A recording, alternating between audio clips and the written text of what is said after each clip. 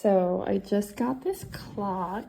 It just came in and I put the battery in and I went to set the time, which looks like it would be fairly easy because there's a dial here. But if you'll notice, the minute hand is too long.